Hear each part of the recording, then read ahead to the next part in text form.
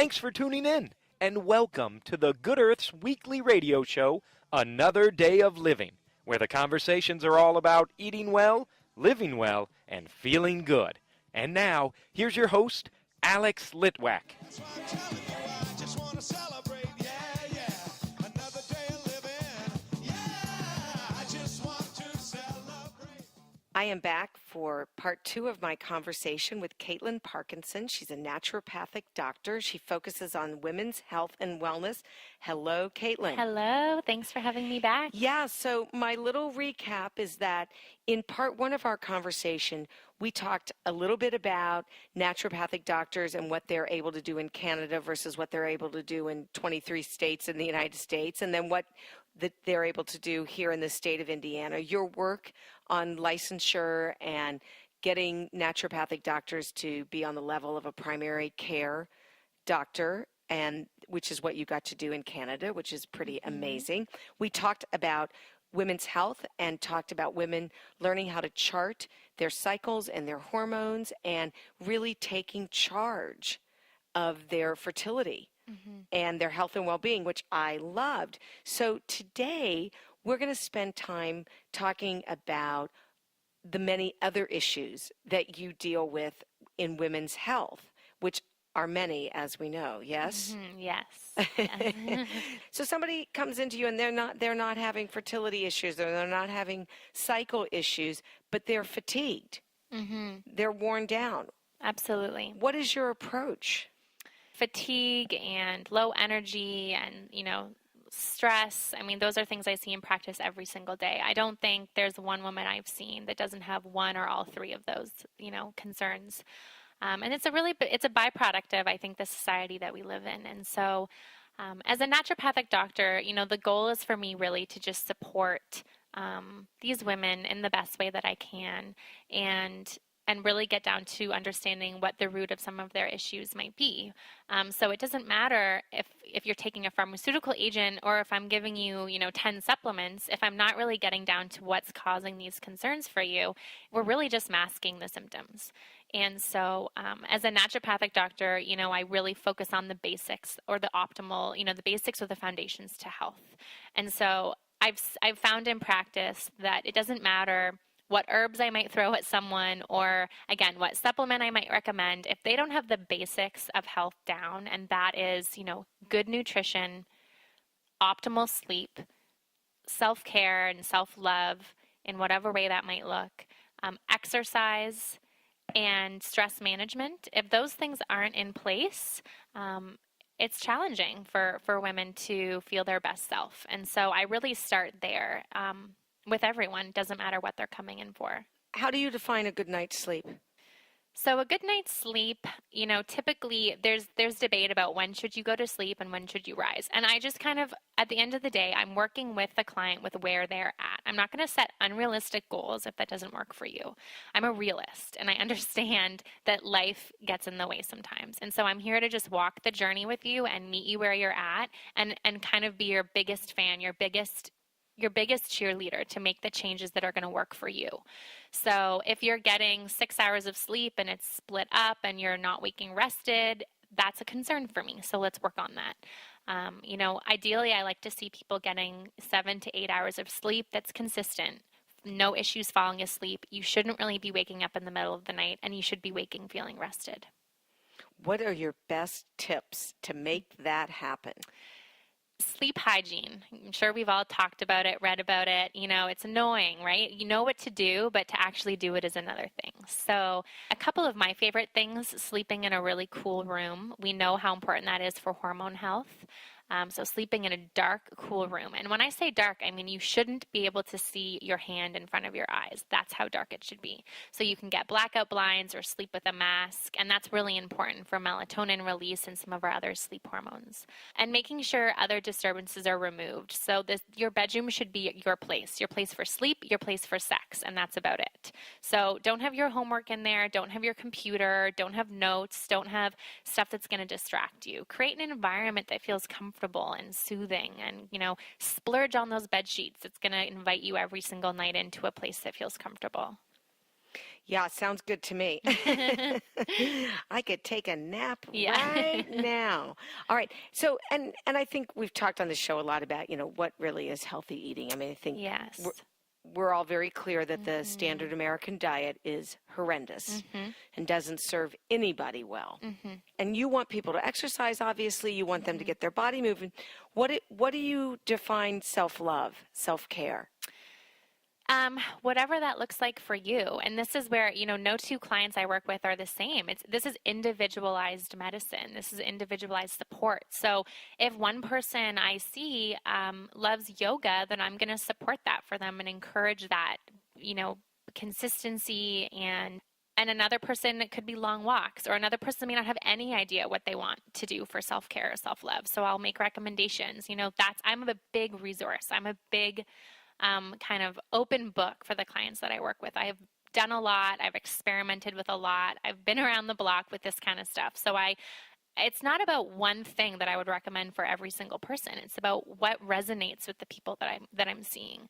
And that's where the ability to sit down and have these great sessions that are not hindered by time.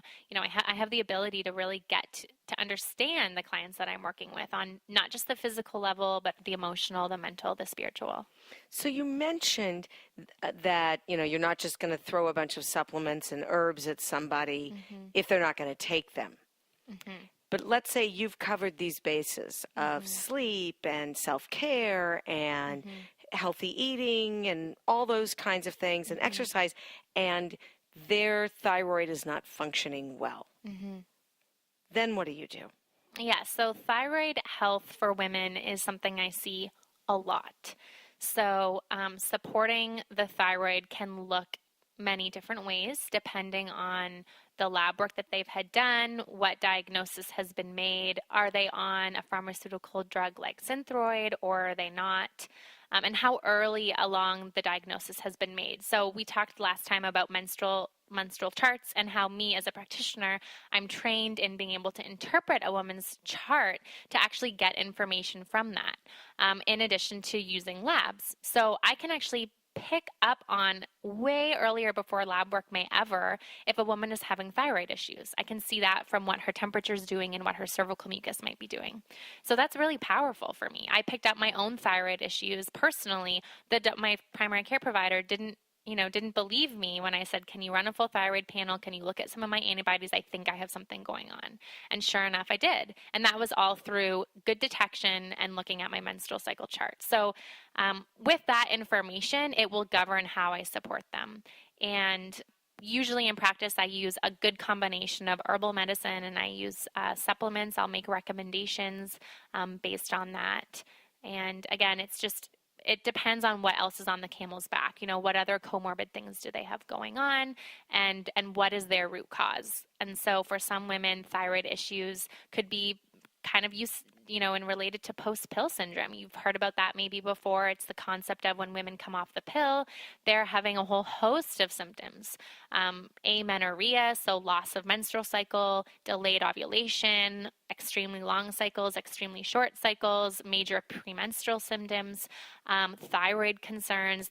All these things can come up coming off the pill. So that support might look different than if I was working with a woman who was not under that same circumstance. And what about a woman who no longer has cycles? Are you still charting? So the use of menstrual cycle charting can be really helpful in the postmenopausal phase. Again, you're not using the chart to avoid pregnancy or achieve pregnancy, but you're using it to monitor reproductive health. And I work with a lot of women who are, in the menopausal phase and that perimenopausal transition, and it can be frustrating because there's a lot of ups and downs. That's what our hormones are doing, and it's hard to track that. And so, I find the clients I work with, whether they chart or not. So I want to make that clear. It's not like every woman who walks through the door is immediately charting. That's okay if that's not something that you want to do. But if you do chart, the chart, it can be very helpful, a helpful tool to kind of monitor the fluctuations that occur during that reproductive time. Yeah, it's tough. Perimenopause, menopause. I mean, women are having hot flashes. They can also have heart palpitations. Your sleep cycle is all messed up, and it's a rough time. Absolutely. And, in practice, I think this is a really important distinction. I mean, I'm a true advocate of holistic health, but I am also very science-minded. My background is in biology. I've done clinical research, and my mind always goes to, well, what is the research saying? So, I guess in practice, the way I work is I kind of blend the modern scientific knowledge with traditional and holistic care. So that's how I would, kind of summarize what I do. So I love the beauty of holistic traditional medicines, but I also am a big proponent of driving what I recommend based on evidence and the research that backs that up. So, for instance, with women who are dealing with, the menopausal phase, for instance, there's an incredible amounts of research backing up certain therapies and the use of different herbs and supplements, and even the impact of certain dietary changes and lifestyle recommendations. I mean, there's a great reason to go there first if you haven't yet, and that's what this is all about. It's about options and sort of helping a woman in whatever reproductive life stage she's in do what she feels is best for her. And so we've touched on cycles and we've touched on menopause, and thyroid issues are a big deal. Absolutely. For women. And there's also the whole issue of adrenal health. Yes. Yeah, so you can't separate women's health from adrenal health. They are so interconnected. And this is really what one of the tenets of naturopathic medicine is. So at times you might feel in the conventional medical care system that your symptoms are being treated as separate entities. I hear that a lot in practice. We look at it as there are a variety of symptoms and there are a plethora of different systems in the body, but they're all interconnected. And so supporting someone when it comes to fertility, for instance, or fatigue, or gut health even, I have to look at all the facets, all of their interconnected systems, and that's where thyroid health and adrenal function definitely come into play.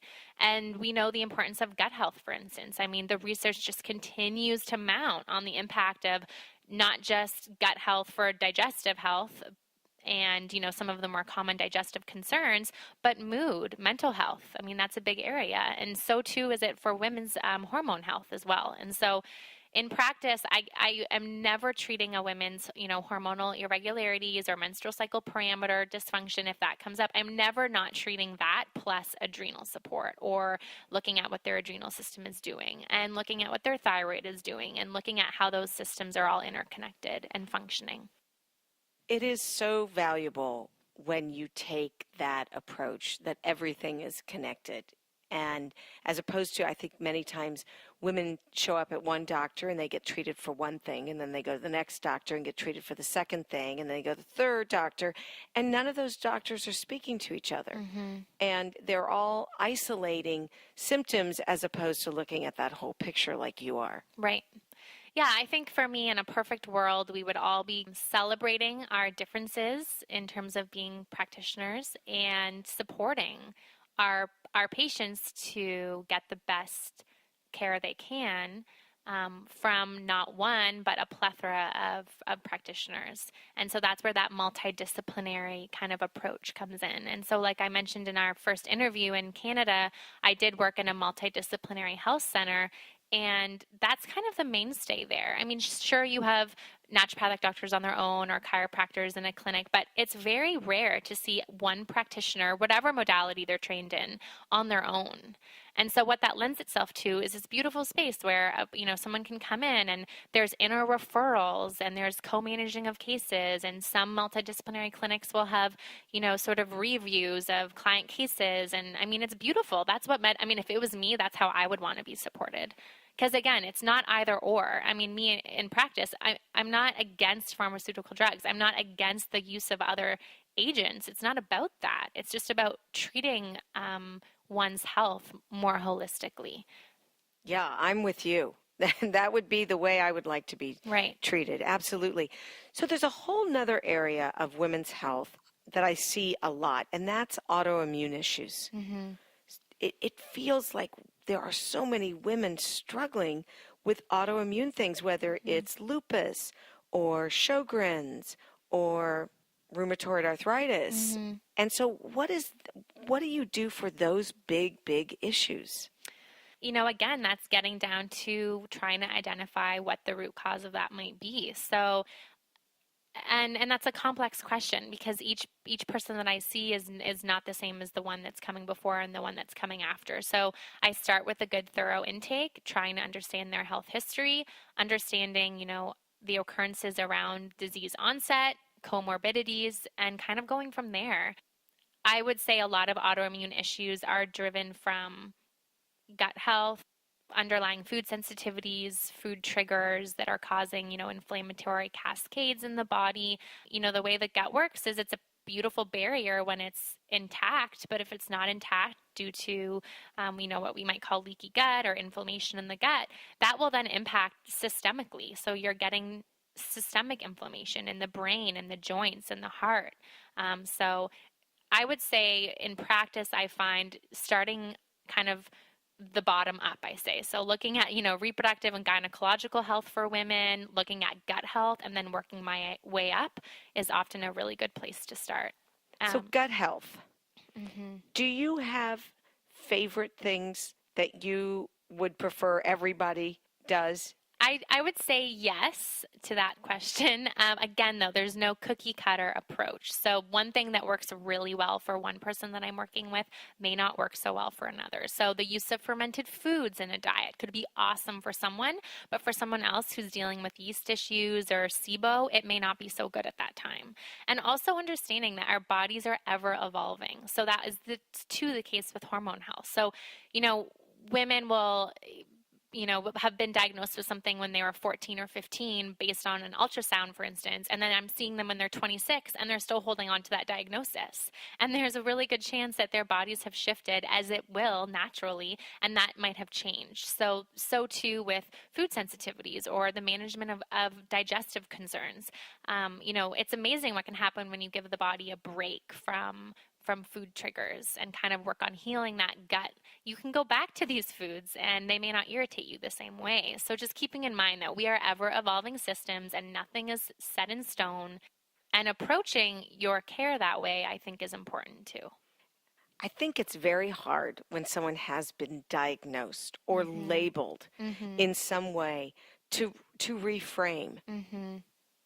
Because you have that in your head, and it's sort of that stuck in your story issue. Yeah.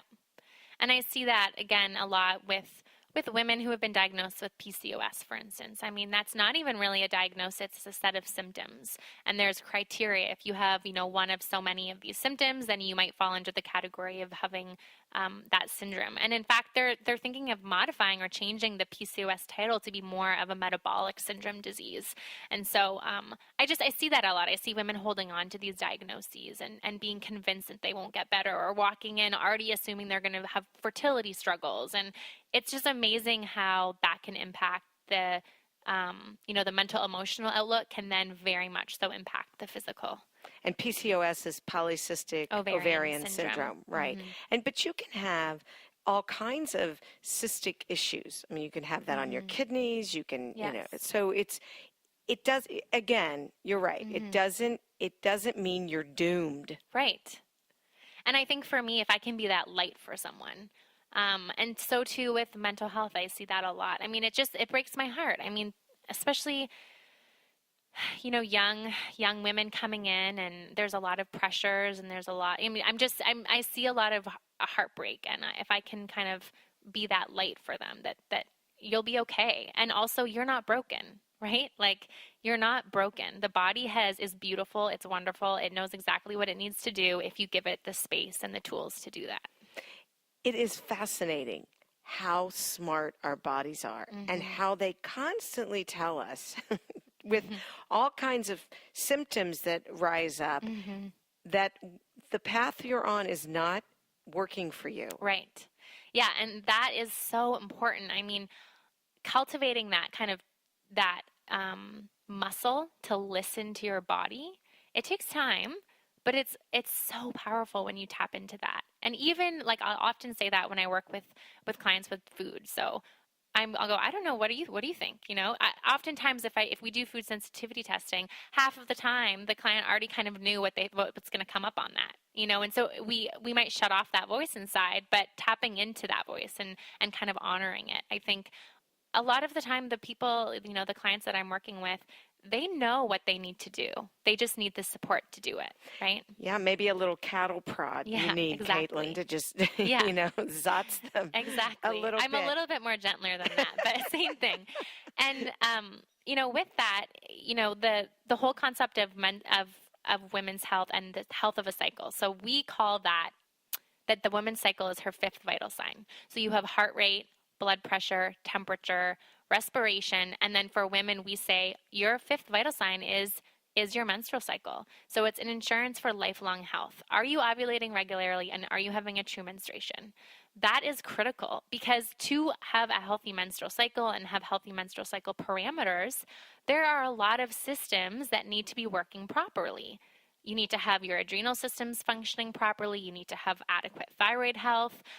So again, the chart is very diagnostic. It's not just about, okay, when am I fertile and when am I not, and what am I going to do with that information? I mean, that's valuable, but really understanding, and I do this a lot. I teach women, your cycle is important. It's just so commonplace to take a pill and suppress it, not think about it anymore. And then you come off, and a lot of women are dealing with issues with that. And so it's like finding that relationship again with their reproductive health and knowing why that's important to them. Yeah. Women have these fascinating bodies, Mm-hmm. and that have the ability to give birth and nurture life. And I'm not saying all women need to have children. I don't Mm-hmm. agree with that, premise at all. Mm-hmm. However, if you are interested, it is a pretty fascinating thing. Yeah, and that's a good point you made. So women will say, well, why do I need to ovulate? I'm never planning on having a baby. So, ovulation it goes far beyond the fact that it produces, the ability to conceive. Ovulation is the event, it's where your hormones, your estrogen and progesterone are made. Well, those hormones, they do a lot for your reproductive health. Yes, they make cervical mucus, and they grow your endometrial lining, so an embryo could implant. Yes, that is the case. But beyond that, it is critical for mood, bone health, heart health. It is critical for digestive health, thyroid health, sleep. So it goes way beyond your reproductive health. And I think just that in and of itself is an important thing for women to understand. Our hormones, our estrogen and progesterone, they do a lot for us. Yes, your hormones are your friends. Absolutely. Yeah, and it's funny we don't always see them that way because we all can struggle. Right. Yeah. So it's almost like women are associating, especially early teens, you're 15 and you have acne and you have painful periods, and, it's like almost, oh, darn that estrogen, which is sad. I mean, I can see why someone would feel that way, because where in society do you see really information about the benefits of estrogen and progesterone and how important it is for women? You don't. You see the use of birth control pills, and that kind of is in opposition of that fact. So it's important. It's an important conversation to have, and I think that we are having more of that conversation all the time, which I love to see. I love to see that so much. Well, there's so much going on right now with women feeling stronger and more empowered and celebrating each other and all the groovy things that we do. Yes, So I love it so much. yes, me too, because women around the world are not always treated well in this country and in other nations, and women have been historically pushed down and seen as less than, and so yay us. Yay us. Absolutely. Yeah, I'll get on my soapbox. I know. And, I could go on and on. I really could. Well, I think your approach is interesting, and I do think it's great that you are trying to help women celebrate their bodies, and that all that's within has an impact on all that they do and how well they feel. And nobody wants to walk around feeling bad. No, exactly. We've talked a lot about the impact of, cycle charting and women's health. And just to touch on, I mean, in practice, I see that, but I see, women's health is treating any condition or supporting, I should say, anything that a woman might be experiencing. And so, women's health is always just a fascinating area for me to be. I feel like I can really relate with the clients that I work with. I've been on my own journey, and that has really helped me, empathize and create that really impactful relationship with the people that I work with. Well, I think you do good work. If someone is interested in contacting you, Katelin, what's your website? It is my name, Katelin, Katelin, Parkinson, ParkinsonND.com. I've learned a lot, something I always like to do, and I always appreciate a fellow traveler who's celebrating women everywhere, and I deeply appreciate you being a part of the show. Thank you so much.